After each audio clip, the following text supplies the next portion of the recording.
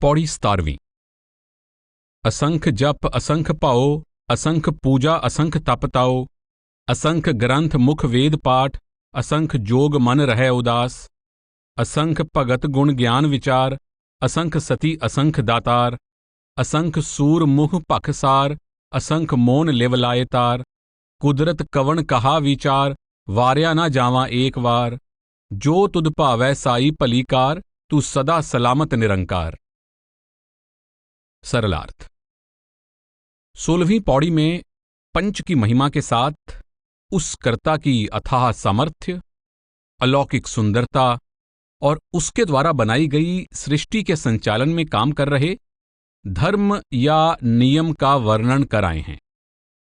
17वीं पौड़ी में धरती पर दिखाई देने वाले अनंत नेक गुणों और यहां बस रहे अनंत नेक पुरुषों का उल्लेख करते हुए कहते हैं, उस सत्पुरुष का अनेक तरह से जप किया जाता है और बेशुमार लोग उसका जप करते हैं।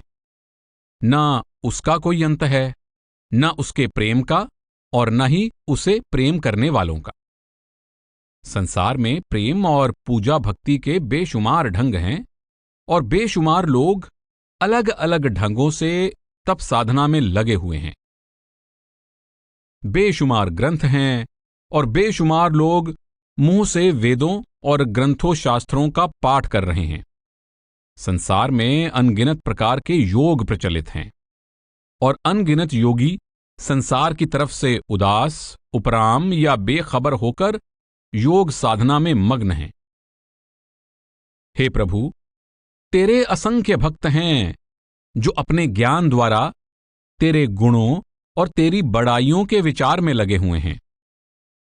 सत्य को धारण करने वाले बेशुमार सत्यवादी हैं और बेशुमार दानी दान देने में लगे हुए हैं। असंख्य सूरमा हैं जो मुख पर शस्त्रों की चोट सहते हैं पर पीठ नहीं दिखाते। असंख्य मौनी चुपचाप अपनी लिव की तार तेरे साथ जोड़ने के यत्न में लगे हुए हैं। व्याख्या। असंख जप असंख पाओ से तू सदा सलामत निरंकार तक। संसार में जप तप, पूजा पाठ और भक्ति के अनेक साधन प्रचलित हैं। कोई जिह्वा द्वारा जप करता है, कोई मन से जप करता है, कोई माला फेरता है और कोई अनेक प्रकार के हठ कर्मों में लगा हुआ है। सूफियों में कई प्रकार के जप प्रचलित हैं, जैसे जिक्र जली अर्थात जोर जोर से सुमिरन करना, जिक्र खफी अर्थात मन में सुमिरन करना, जिक्र कल्बी अर्थात हृदय में सुमिरन करना, जिक्र रूही भाव रूह द्वारा सुमिरन करना। इसी प्रकार संसार में अनेक प्रकार के तप प्रचलित हैं। न ग्रंथों शास्त्रों का कोई अंत है और न ही विद्वानों, त्यागियों, योगियों, भक्तों, ज्ञानियों, दानियों और सूरमाओं का। न संसार में दिखाई दे रहे शुभ गुणों का वर्णन हो सकता है और न ही उस कर्ता का गुण, कर्म, स्वभाव वर्णन में आ सकता है। पुरातन टीका में इस पौड़ी के अर्थ इस तरह किए गए हैं। तो सिद्धों ने पूछा, जो वाहेगुरु के नाम को किस जप से, कौन से भाव से जपें?